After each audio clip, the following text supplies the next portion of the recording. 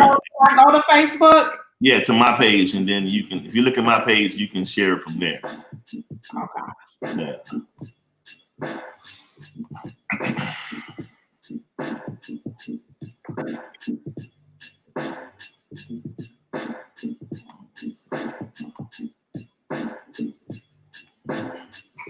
All right.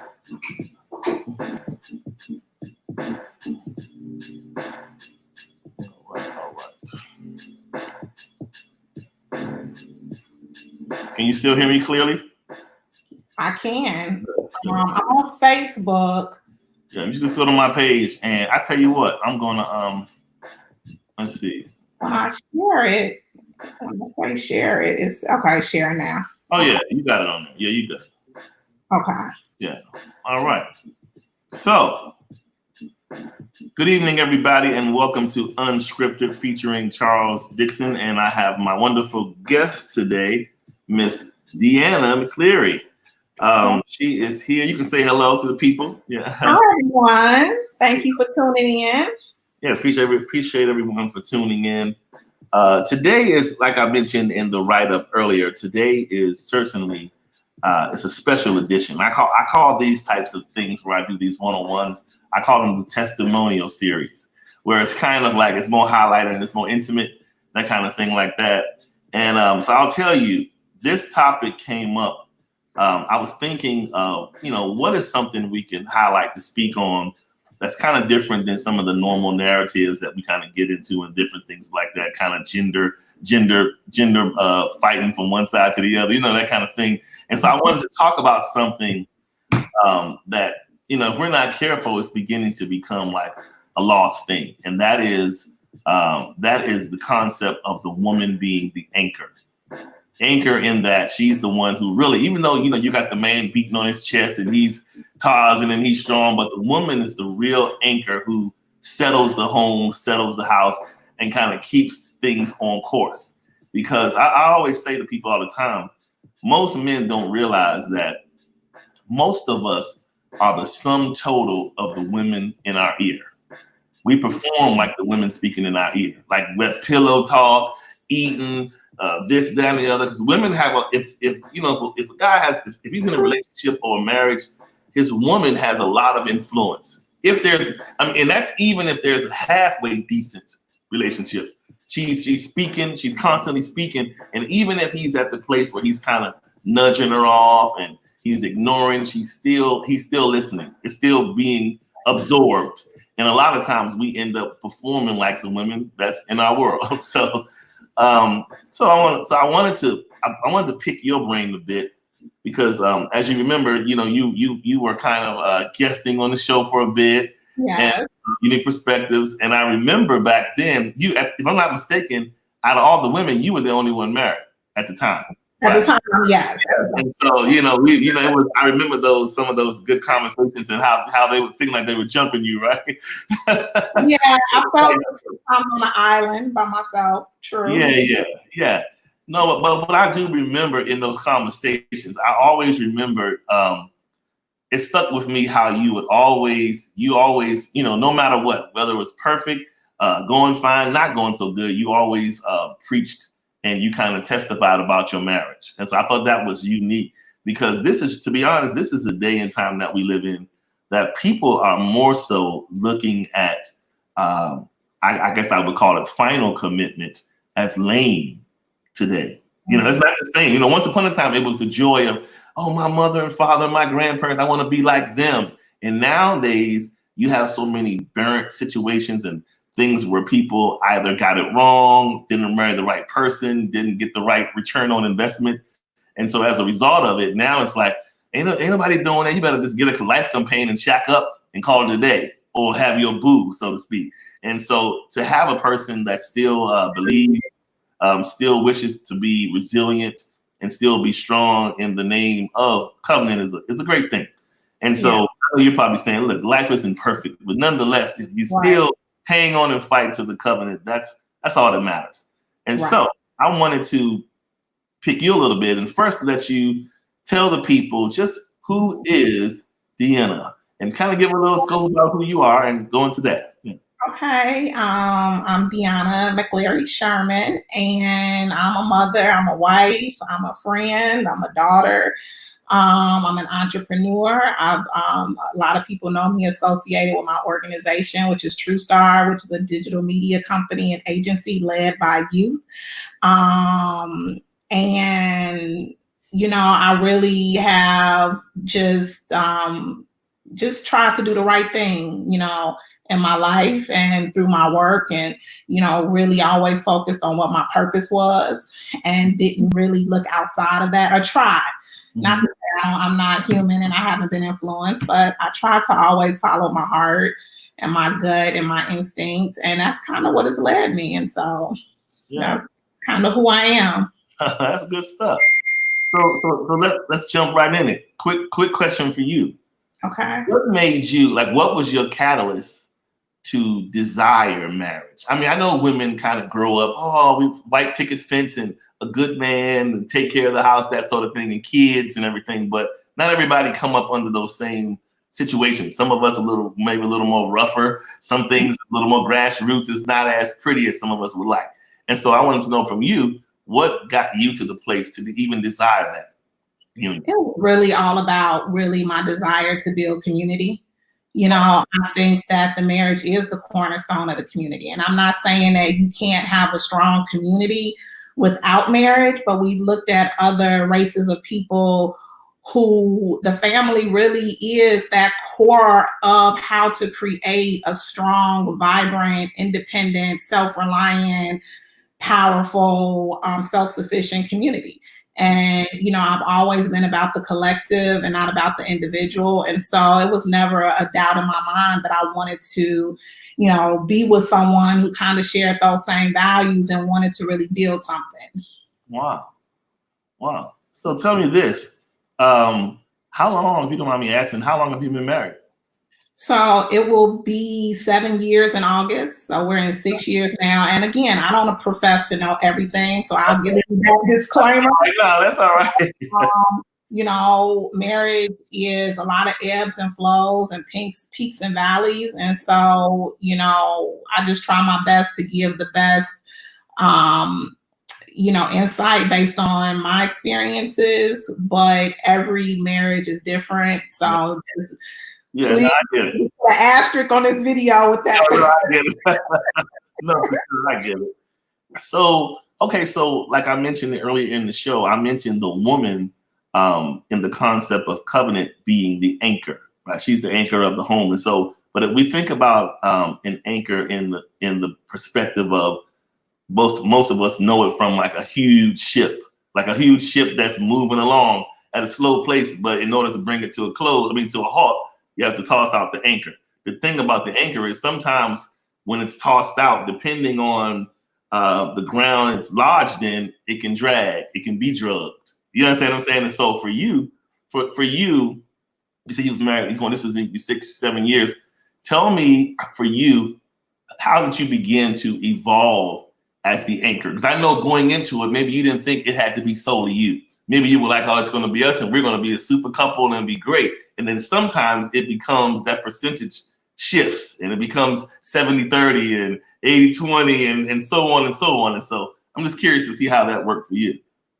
I mean, that's an interesting analogy. I don't know if I would quite explain it like that, but using that analogy, I would think that the anchor really depends on the speed of the boat and the direction, and also how the wind is blowing. So you can't predict oftentimes nature, right? Yeah. So that's pretty much how a marriage is. You come in with these ideas, and even though, both people may have great intentions, there is other things outside of your control, that's going to come, whether, it's the force, the wind, it's the wave, it's the current, it's the tide, all of those things are going to come in. And so it's like, how do you steer? How do you shift? And how do you, anchor, throw that anchor and know what timing to do it, where can be strong. So it's not a perfect science to it. It really isn't, and sometimes you will get it wrong, but you have to have that desire to want to steer it right, ultimately for it to thrive. Yes.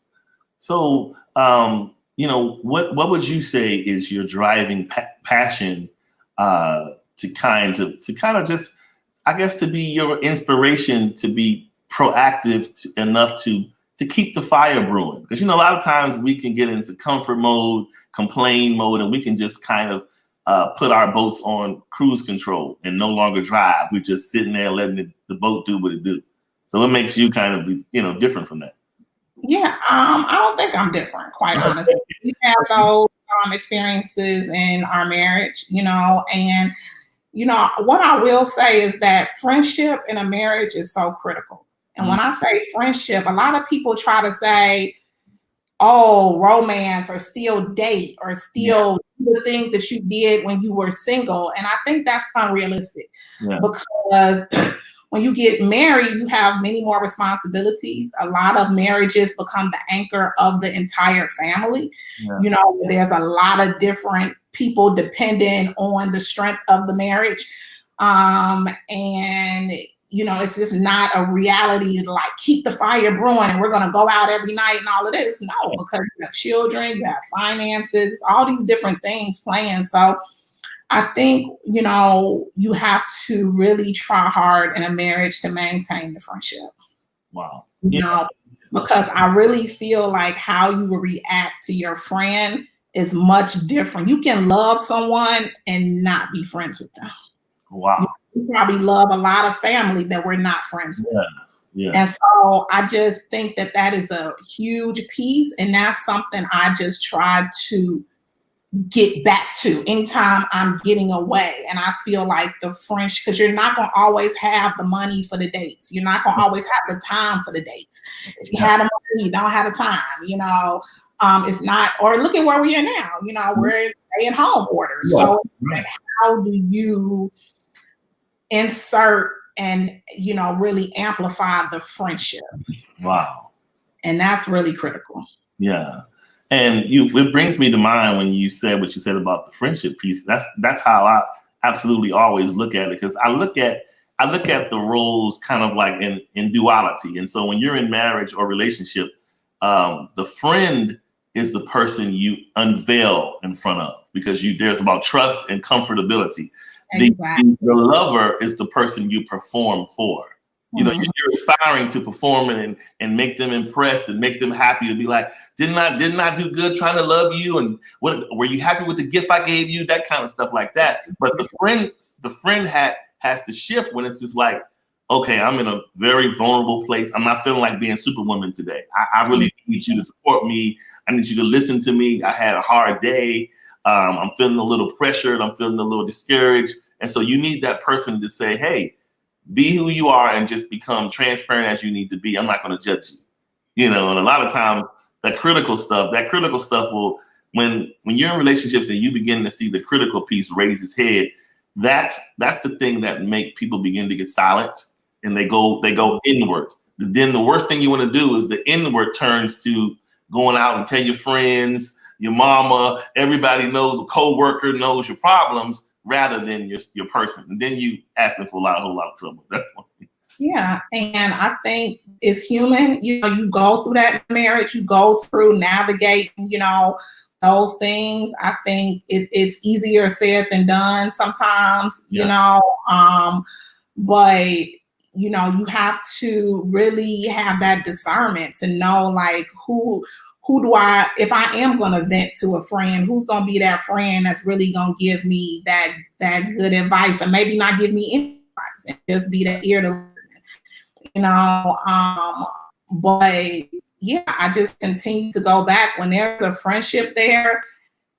There's hurt in marriages, there's some betrayals, and betrayal doesn't always have to be infidelity. Betrayal can come in so many different forms. And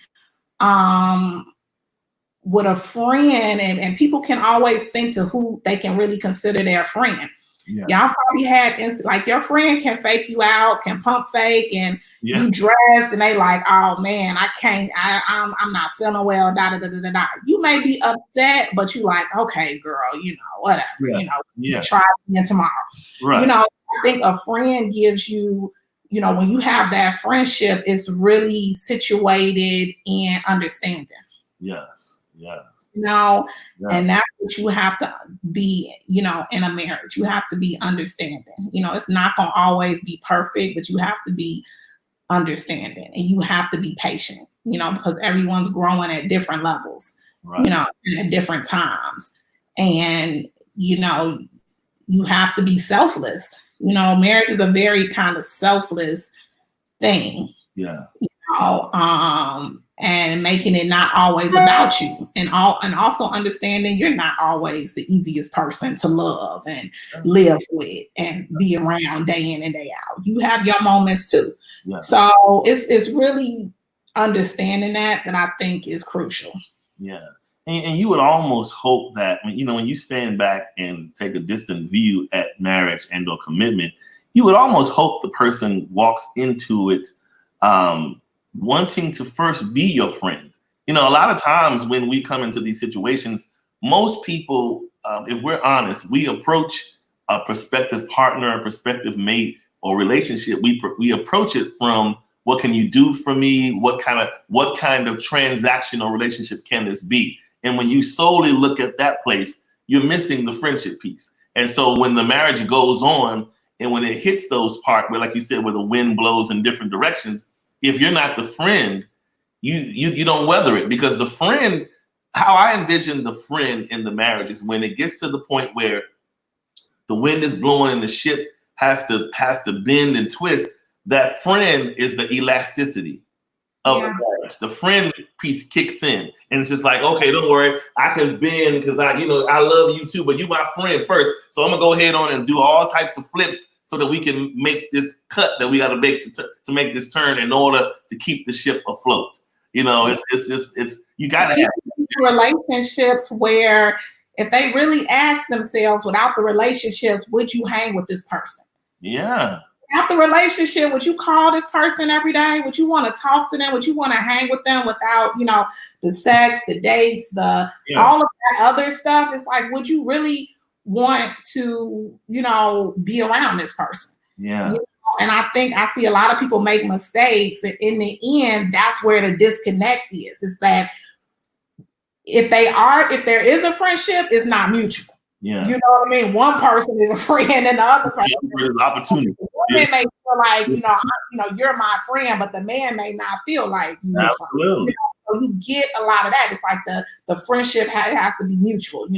He has to feel like you, like this my girl, period. And you should feel the same way about your mate. And I feel like when you don't have that core, even if you have the love, even if you have a lot of the other things that make a good marriage, it's gonna be hard. It's gonna be hard and almost impossible without that friendship.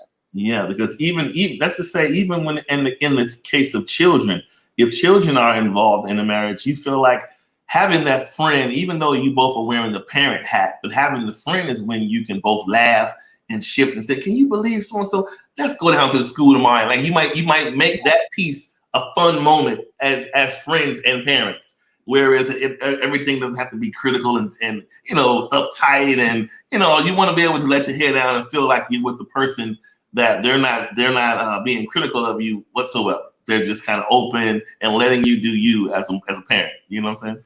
Exactly. I mean, I always say when people are dating, like, show your worst self. Like, show your worst self first. Yeah. Don't wait until a lot of times people lead with their best self. Yeah. And they can't continue the facade. It's like it's so hard to continue that.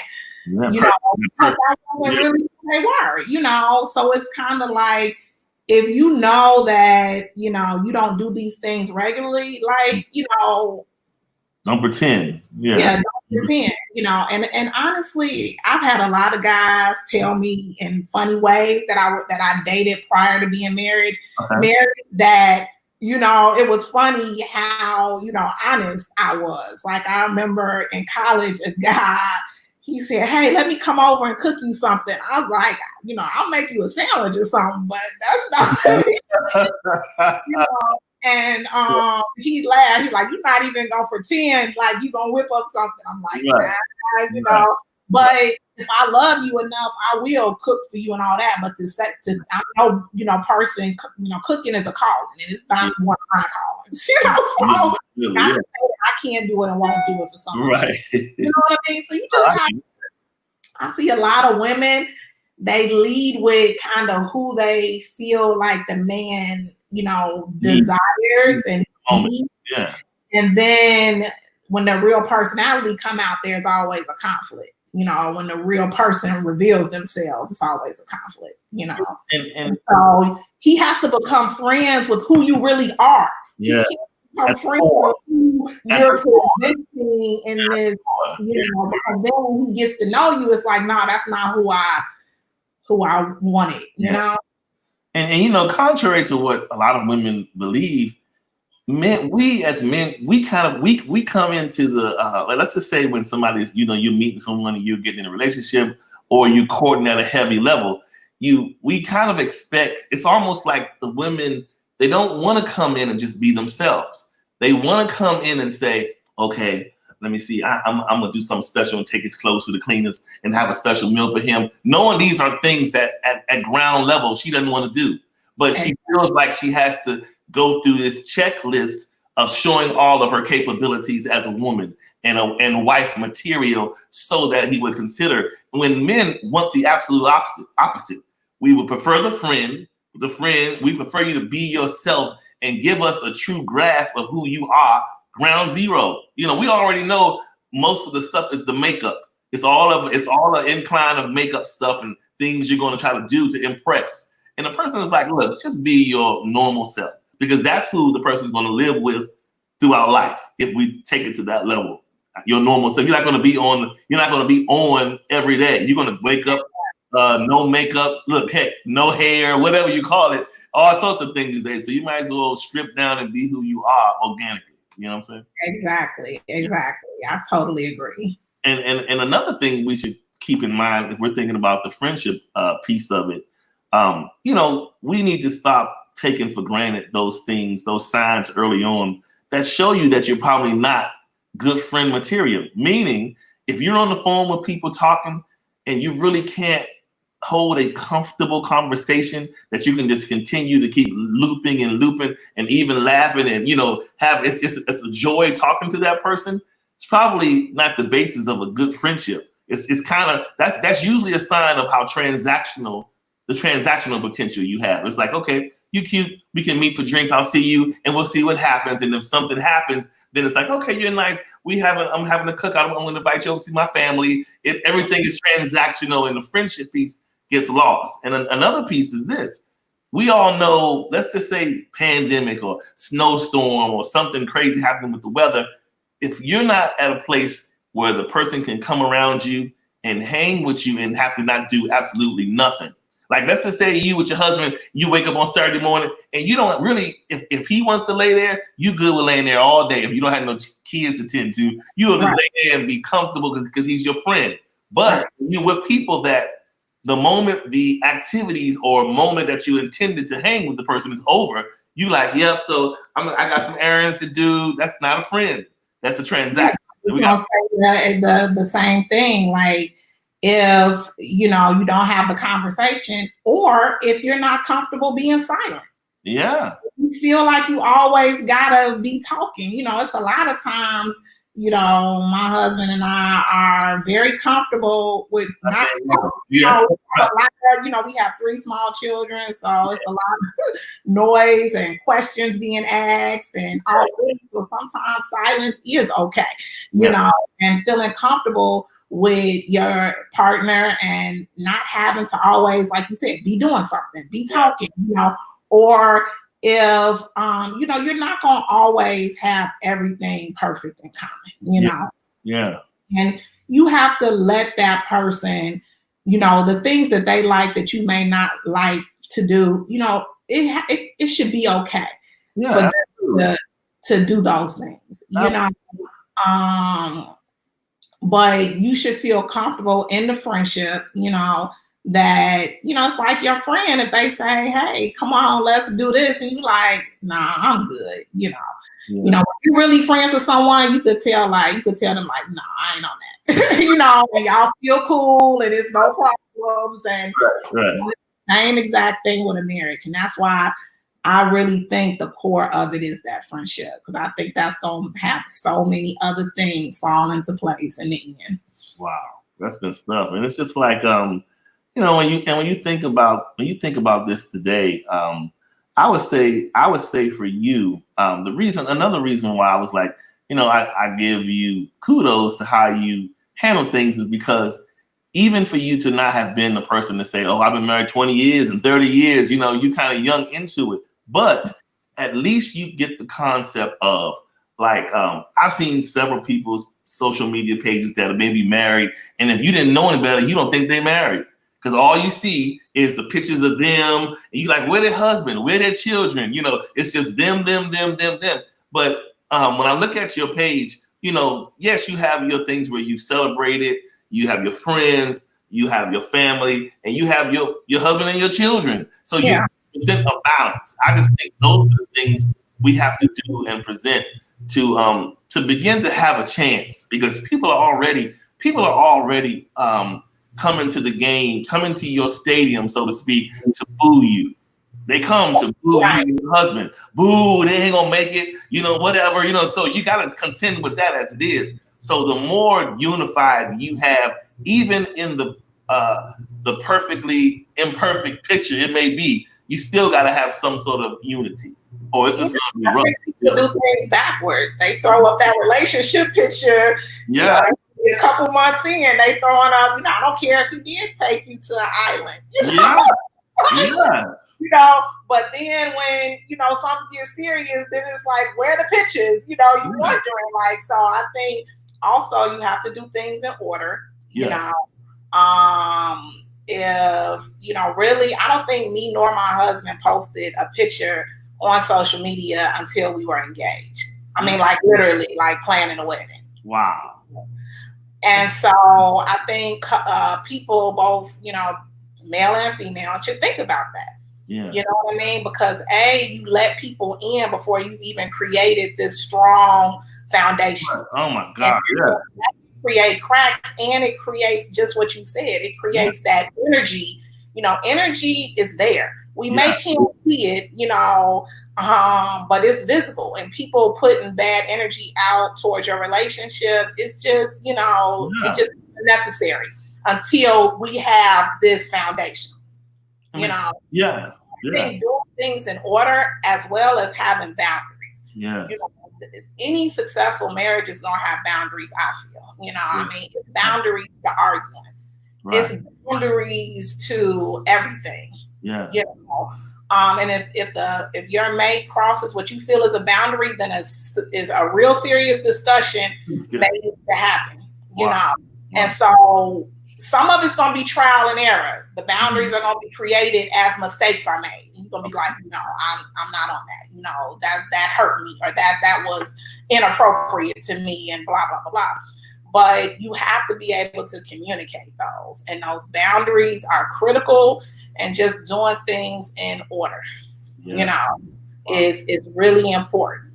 Yeah, I mean, and you're right, because a lot of times, like you said, if you don't start off having those, it's just like with anything. When you join an organization, like let's just say if you work for a huge company, when you come to the door, it doesn't matter how talented or maybe you can. The aptitude that you have to do the job, they're going to say, before you go onto the floor, let's come in and go through orientation. Because then we need to orientate you with our way of doing this. And of course, in the marriage, it's not just our way, but it's the way that we should do this. And you sit down and you come to the table and you say, okay, so what are our ground rules? It's saying in our SOP this. We should always consult one another if not, we don't go beyond one another. Those kind of things. Because if you just let it go in willy-nilly off of I love you in for a big surprise. You start with marriage, you have to tap into that wisdom. Yeah. You know what I mean? You have to tap into that wisdom. Like, you should know your mate, where even if they haven't said certain things, you're thinking like, this isn't cool. Yeah. Because you know them and you kind of know how they process things. Yeah. You can't just do stuff hoping it'll be okay. Yeah. And that's really being endeared to someone. You know what I'm saying? Like, there's an endearment that should happen in a successful marriage, where is, this person, there's so much emotion in that connection that you would never want to do something that would hurt them at their core. Wow. You know what I mean?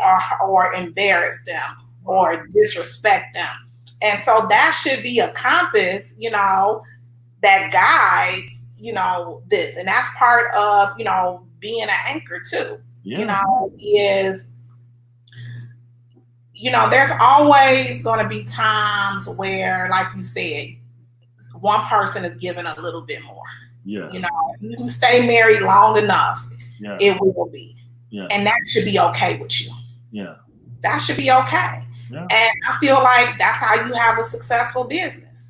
Yeah. If you have a partnership, or you're in business with someone, or have any type of partnership, it's going to be a time when that person gives a little bit less, or maybe gets sick, or maybe something happens, all of this. You have to really be okay without resentment, without bitterness, to be able to be like, I'm going to stand in the gap right now. Right. And if you're not willing to do that, if you have feelings of, you're not going to get the best. I'm not doing it because he's not doing it. Yeah. He never did that. Like I hear a lot of that. And those are the type of thoughts you should have in dating and choosing. Yeah. But once you get there, you have to be okay with things not being perfect and you not always winning. Ooh, that's a good one. Women love to win. They say men are competitive. Yeah. And you have to be okay with, you're not going to always get to that understanding or that clarity or that closure or that, or you may get to it, but it's going to take some time. Yeah. Wow. It's going to take some time. That person has to have that moment, and so you have to, in those moments, you have to push through. Wow. And the foundation and the friendship has to be strong enough to allow you to do that. Wow. That's good stuff. I mean, and that's so imperative. Because if you think about it like this, and if you and your person start off at the starting line, you get married, the gun goes off, and now it's time to be married. Where like in anything where you have two people going the distance, 9 times out of 10, you can't gauge how in shape one is toward the other, meaning stamina, the love stamina. You don't know who's a little weaker than the other, and so you don't find that out until the more you walk together, and all of a sudden somebody's like, that's a hill up there, I don't feel like going up there. You're like, wait a minute, we are family though. Yeah, but I'm just gonna go ahead and sit on the bench. And you're like, how are we together? But then I say that because it's in those moments when your partner is becoming fatigued is where the problem comes in. And when the reason why I say that is because when people are fatigued and they don't feel like going the full extra step, then the next thing people look to do is look for shortcuts. And when they find shortcuts usually mean finessing you to get you to do something outside of the norm of the track of what you guys agreed to. It's something that they're going to start introducing that you like, wait a minute, this isn't in our handbook. Where's this coming from? Wait, are you just tired? What's going on? And so that's why it's important to build up the love stamina as best you can. However repetitions you need to do or something, you have to stay in tune with your person so that someone else isn't getting cut up while you're getting fat. You understand what I'm saying? In the love thing. And so and so that's gonna make a thing where now, let's just say if somebody's extra fit and they got a friend that's a little heavy set, and the person say, yeah, take me to go, I'm gonna go work out with you too. Because usually the heavy set person has all the zeal till they get on the track. It's like, oh girl, I'm only gonna do one lap and sit over here and wait for you. and then you're like, okay, we can't run this race like this. So that's why you have to try to be wise enough to notice when your person is out of shape in love, and say we need to kind of let's work out a little bit, because we don't seem like we're in sync. We need to kind of get this together. And I know sometimes people can be offended at that, because most of us will say, I'm good, I can do my laps, I'm straight. And you're like, yeah, but it's gonna take you 3 days when it takes me an hour. You know what I'm saying? And so you got to figure that part out. Yeah. Exactly. You have to, be willing to work on it, and if you have feelings of, finessing your mate, then you need some counseling. That's what we call on the professionals. When you start getting those feelings of that, then it's a real deeper issue. Because this is someone that, you've committed your life to, and this isn't for play. Marriage isn't play. If you want to play games, stay single. Wow. It's not for the weak of heart. Yeah, wow. It's not for people who, again, don't have that, like you said, that's that drive. Yeah, you have to have drive for it. Yeah. It's not for people who can't persevere through tough times, and who can't forgive. Ooh, that's major. That part is major. Yeah. And that's why I always go back to that friendship. Yeah. Because I kind of feel like, when you thinking of your longest friend, you probably forgiving them for all type of bullshit, So again, in this case, friendship is the elasticity to offense. It is. The friendship can absorb the offenses in most cases. If you just have the love and the structure of my husband and my wife, them offenses are going to start. You're not going to have that reserve cushion, and those offenses are going to just go directly to your person, and it's going to start hurting, and you're going to you're going to start going at each other. And so, one of the worst things you can do in a relationship is for one of you to begin to get out of tune. Because when you think about when somebody's playing in a band and everybody's instruments are tuned up, and then when that one person starts playing, everybody just says. And so we don't realize sometimes how out of tune we are and how visible it is to everyone around us. Some people can come in your house and be like, hey, girl. And then maybe your husband come downstairs and they just like, what's going on with that? He didn't speak to them. He come downstairs and walk by. Everybody can tell the harmony is off. That kind of thing. So it's a lot of work. It is. And, it's also, you have to have that. It's kind of like when you're trying to change your eating habit or something like that. And you have a bad eating day. You eat a bunch of carbs or sweets or this. You got to be willing to start fresh the next day. Wow. You can't beat yourself up constantly about that one day. Wow. And really, marriage is a lot like that. Like when a person does something, it's so important to be able to address it, feel all your feelings, be mad, whatever you're going to be. But the next day, wake up and say, this is a new day. Wow. Because if you start to bring all of that to the next day, and to the next day, and to the next day, it's going to create that disharmony that you talked about.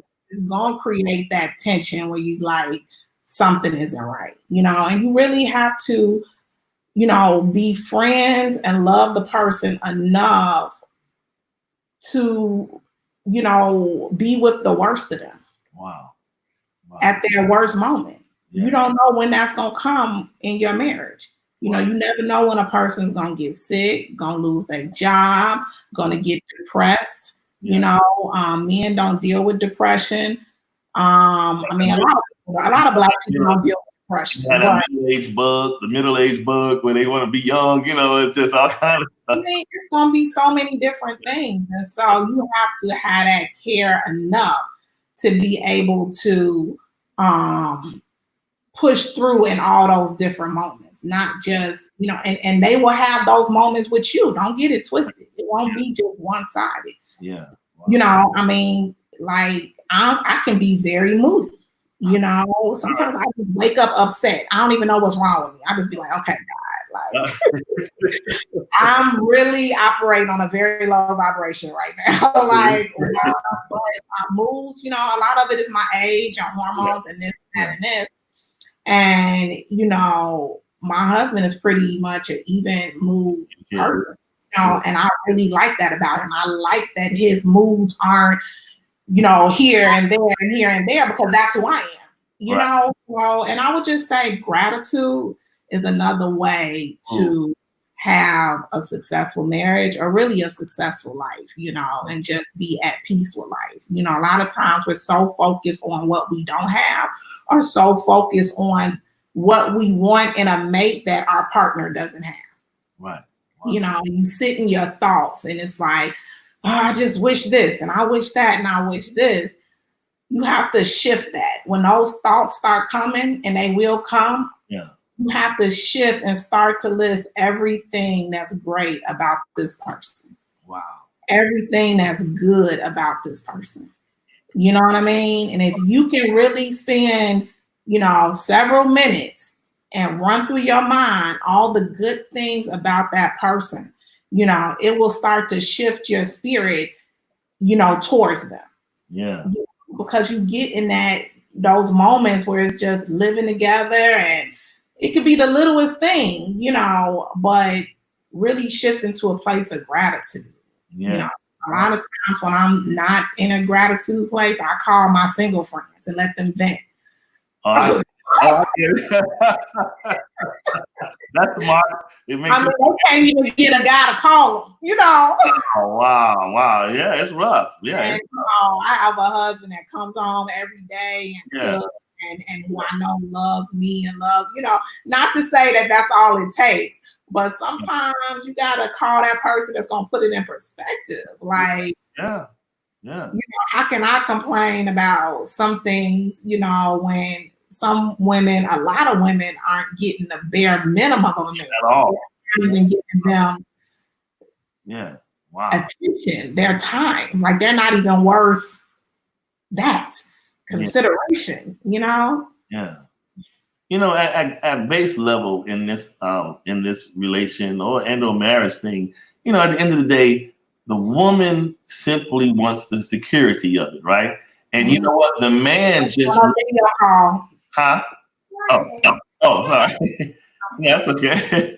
Hey. No, that's all right. No, the man wants the security. I mean, the woman wants the security. And the man just wants the word spoken into him to make him believe he can provide it. That's really all it is. Like, so if you think about back in the day when you see those Saudi Arabian cartoons where you see the Indian man on the flying blanket, well, really, men, that's why most men, when it comes to their love language, most men may have a lot of languages, but most of them have that one consistent one, which is words of affirmation. The words of affirmation will inflate him. And when you inflate him, eventually he'll become like a blimp. And like a blimp, that's when he's able to fully fly and carry the entire family. Because now he's just like this. So everybody can fit on top of him. That's the importance of that perfect reciprocation. He gets his affirmation, she gets her protection. It's like the more he's affirmed, the more he's aligned to want to show and prove, to want to be Superman and say, you know what, I get it. My woman, she really speaks life into me. Because I say that, I can't say that enough. A lot of men, we built like monsters, and we tough and all. We got all this aggression and alpha male, but really, if a woman wasn't there to blow into him, you wouldn't have no alpha males. A lot of alpha males. Speaking word to me, I know I could become a lot better at that. Yeah.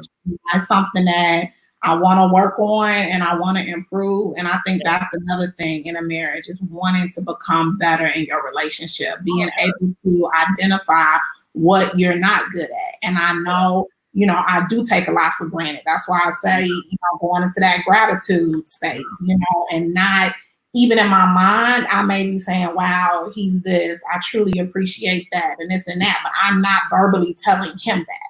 Yeah. You know what I mean? And so it's like, that's something that I want to, work on and become better at, in the marriage, is really when I have those thoughts of how great he is, or when he does something, or not just think it, but say it, And I think a lot of times women make the double mistake, and I've seen this, of venting on social media. Yes, absolutely.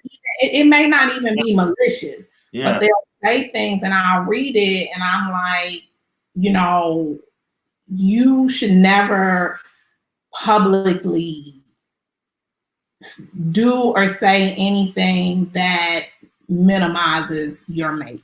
Wow. Wow. Yeah. You know what I mean? That's real talk.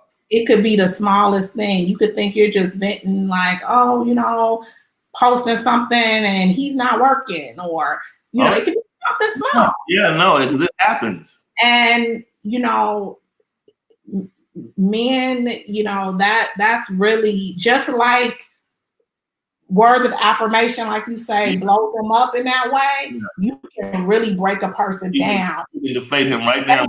Publicly. Yes. And you can damage the friendship. Oh my goodness. Where they won't have that vulnerability with you. They won't have that trust. They won't have those feelings, you know. So and the sad thing is, a lot of marriages and or relationships that was lacking that. When you step back and think about it, a lot of people simply stepped out because someone else said what this person wouldn't. Think about people. It's not that person got a better body, or she does this trick, or he does this. Really, it's just that he simply said what you wouldn't. She simply did what you couldn't. And it's just, it is what it is. And we have to get to that point to say, listen, it's not about being having the pressure of having to kind of stroke somebody's ego, but you get into that's when I go back to that being fit part and staying and having the stamina. That's when you go to the place where you just kind of practice saying, listen, I'm not in a competition with my mate. It's my mate. So when they do something great, I celebrate them. I say, you did a good job. You're phenomenal. You're great. Awesome. Whatever. And you put in, after a while, it becomes second nature. So it's almost like the compliments are on autopilot. It's something that's subliminal. It comes out because when you're in a relationship and marriage and you're just existing, but those words are lacking, because the words is what do the building. The words build and they tear, right? So if there's no building, there's no words being exchanged, no one's being built. And if they're not being built, people are like saying, you think about how you live in a neighborhood, you've been in a neighborhood for some years, and it's the kind of older houses. And most of those situations, when your friends come and visit, they be like, I like y'all area, but y'all don't have no new construction. Right. No, something is being developed down the road.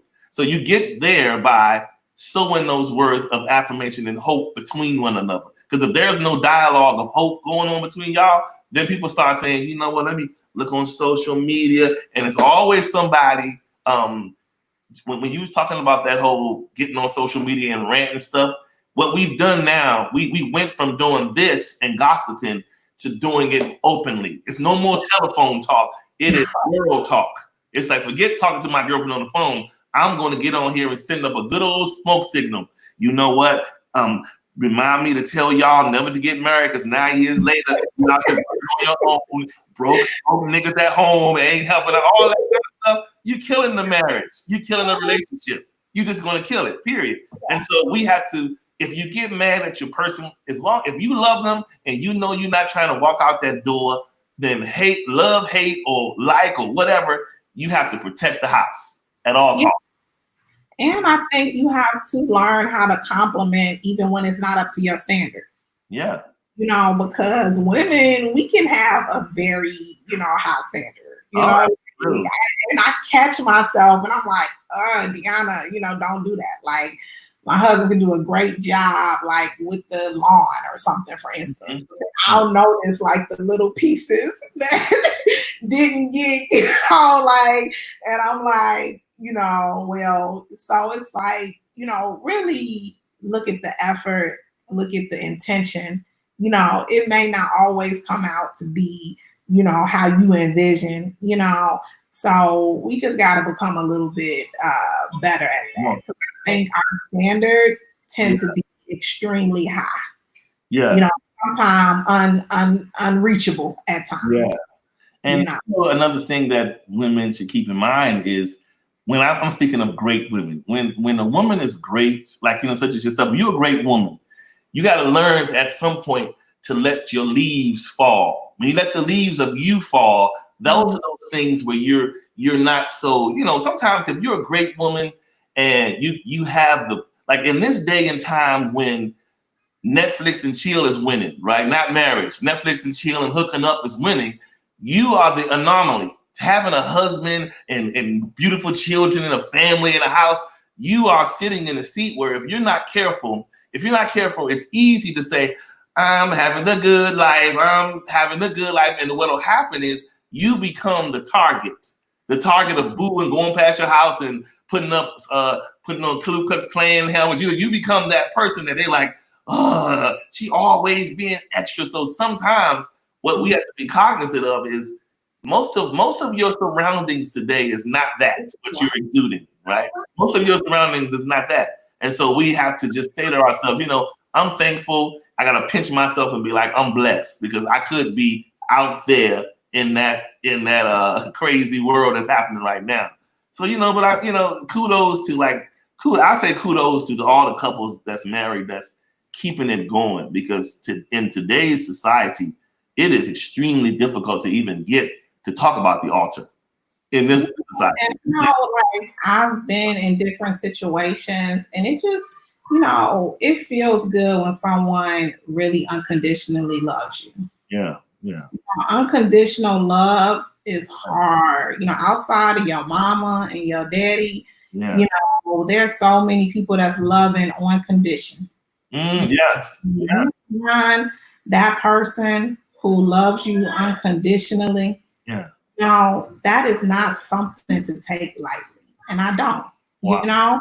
And so I'm not saying that we don't have our issues. We don't, we working on some stuff now. It's things, but what I can say is to know that someone loves you unconditionally. Right. That's that security that you were talking about. Yeah. That's that feeling, because this world, it's a lot going on in this world. Yes. And when things happen and you got a person that's going to pick up the phone when you call. Yeah. Without doubt, there's not a doubt in your mind. I remember that reminds me of something you said on the show before you were on the show. You were talking about, I believe you was talking to one of the girls, and you were talking about you got to know that when you pick up that phone, that person is going to come. You talking about how a lot of times in that single life, you can't say when you get stopped on that side of the road, is that Negro you dating going to come pick you up? You know what I'm saying? I remember that. Yeah. Exactly. And having that security, having that, that person that you don't have to question. Yeah. There is no doubts. Yeah. That is powerful, because this is not a dress rehearsal. This is one life. Wow. And to go through this life and never be loved unconditionally, to me is unfortunate. Wow. And some people do go through this entire life and have never been loved unconditionally other than the person that birthed them. Wow. And so, or close and dear family, and so that's what I want for everyone. Wow. Is to find someone that loves them in spite of them. Wow. And sometimes, that can be as simple as us examining the way that we present. Because sometimes if you're going to present yourself like a franchise, people that come to see you are looking to purchase something. They want a transaction. So if you want them people that got to wear all your bells and whistles on your arm and let everybody know I'm balling out of control, I'm bossing, then the 9 times out of 10, the people you're going to get are people that's going to be transactional, looking to get something. You wanted the money, he wanted the trophies. So correct. Yeah, that's it. And so you got to be careful of that. Well, wow, this was amazing. This was awesome. This was really, really, really good. You said some good meat stuff you gave the women, to help them out. Yeah, absolutely. And we get it wrong a lot of times. I think one of the things that men do that kind of where we kind of fall short is a lot of times we fall asleep at the wheel and we get comfortable. and we just get that remote, sit back and look at the TV, and life is happening around us. And let's just say you the wife and you got things that you need to have done around the house or things you're looking to that person for. And if we're asleep on the job, a lot of things can happen. You know what I'm saying? So we have to wake up and be more alert and be more in front and lead the charge more than coming from behind, because most of us now are complaining that the women is running it, but most of us are asleep. That's why they got to get up and do it, because the women gonna say they're gonna get it done either way. So if you're gonna be asleep, don't complain. You know what I'm saying? Exactly. Yeah. I think, I'm okay with, I don't know. I think it's kind of like not a mind game, but, you have to be able to give up control a little bit. Oh, sometimes, it's like you got to give a little, and I'm okay with that. I'm not, I want what I want, but then it's things that I don't really care about, but I'm working on that too. I've overreacted on stuff where I look back now and I'm just like so disappointed in myself that I got so mad, and so now I do this thing. I had to do all of that to get all that, right? So I try to ask myself with every situation, I say, am I going to be mad about this tomorrow? Wow. If I'm not going to be mad about this tomorrow, then I need to worry about this today. Yeah. Exactly. So you got to put those own inner controls in you. Yeah. Because they can, men are sensitive. No, and sometimes, we'll, for something that we'll overreact. But whatever we lashed out at, will leave something that's deep, and it'll take a while to heal that, and you like, now that I look back, it wasn't even that serious, but I overreacted because of whatever. So it's okay to like take that moment and take a deep breath and go outside or go take a drive and come back and say, okay, am I still mad? Okay, well, if I'm still mad, we're going to have a discussion. Yeah. But sometimes it's like, what, it's not worth it. Yeah. I think one of the smartest things us men could do, and it's something that causes us to wrestle with our pride a bit, but most men should acknowledge the fact that in us, a lot of us, the little boy still lives with us. Yeah. The little boy still lives. A lot of us, we could be married, we can grow up to be this huge, whatever. At the end of the day, a lot of times, if you look at how boys react to certain things and how they get mad when they don't get their way, they pout, they fight, they throw the toy down when their friends leave, whatever. Some of those same things are happening today in grown men because there's a boy element still with them. And so a lot of times, I'm not saying to act like somebody's your son and your child. I don't mean it like that. But a lot of times, if women looked at it from that perspective, sometimes you would say, okay, he's in his moment. He'll be okay. And sometimes I always say there is a wisdom to having great timing in a marriage, especially when it pertains to the women. To sometimes simply knowing when to and when not is golden.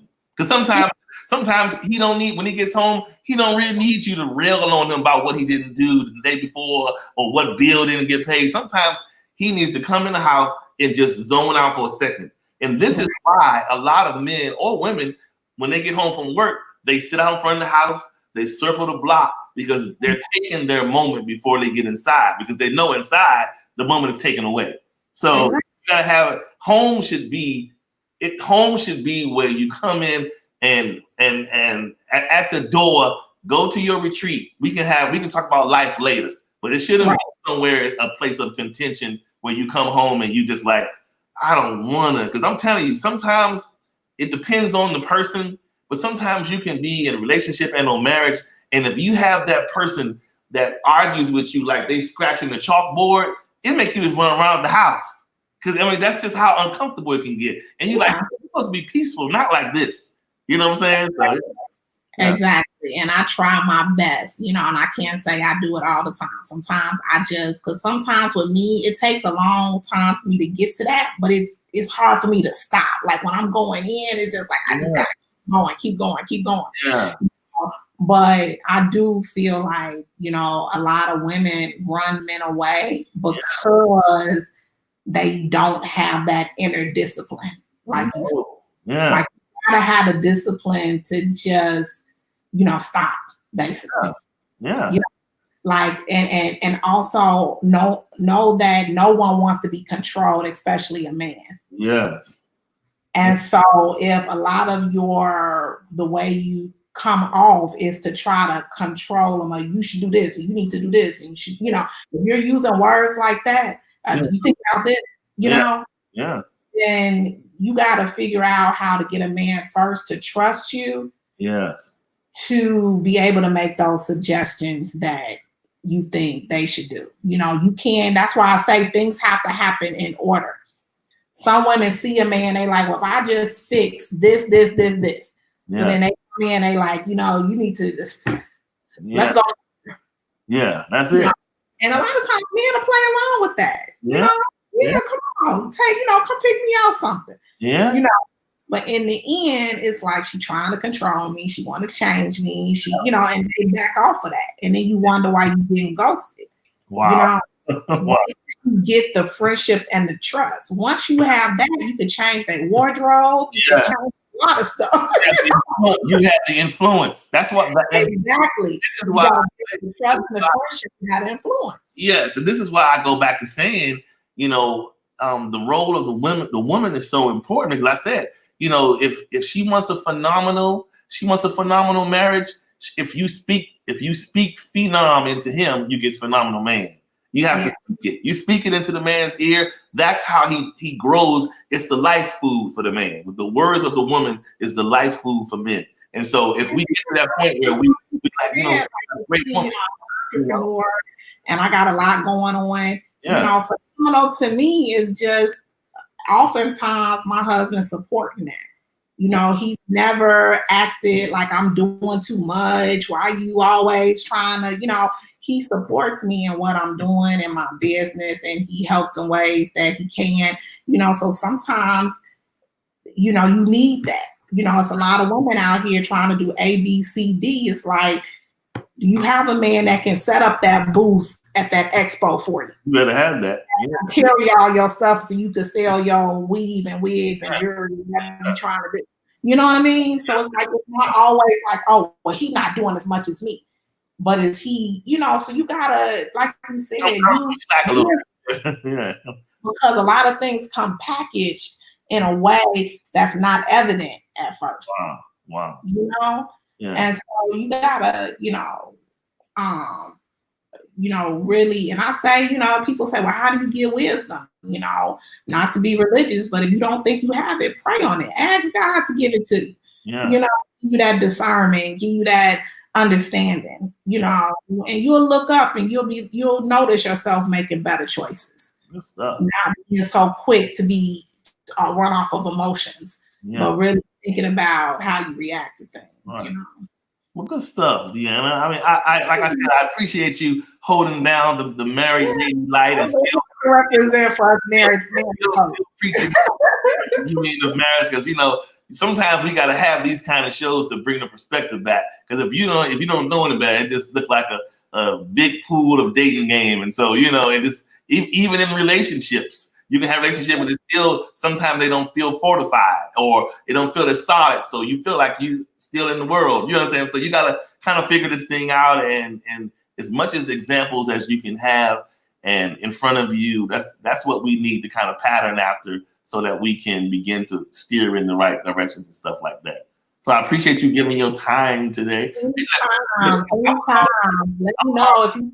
Yeah, I'm calling you again when I'm gonna have a show. I'll have a show where I have other married people on as well, and we'll kind of chop it up. Like, we can have a show maybe where single people ask the married people questions, like single people that may desire to be married, and they can type in their questions or whatever. And we could take something like that. Okay, I'm gonna take that idea. That's good. Good stuff. That's a good one. Yeah. Have some men. Have some women. Thank you for all that you're doing, starting these conversations and this insight, and we need to be more vulnerable and talking, and some of us need therapy, but if they don't get therapy, listening to something like this, having some insight, absolutely, it's always good when you're working on yourself to try to become a better person. So thank you for all that you do. No problem. And I always have a saying that I say on this show, Unscripted. I always say, let's continue to heal the world one heart at a time. So thank you. Thank everybody for Thank you. Thank everybody. Okay, see y'all soon. And thanks again, DeAnna. Take care. Absolutely. My pleasure. Take care.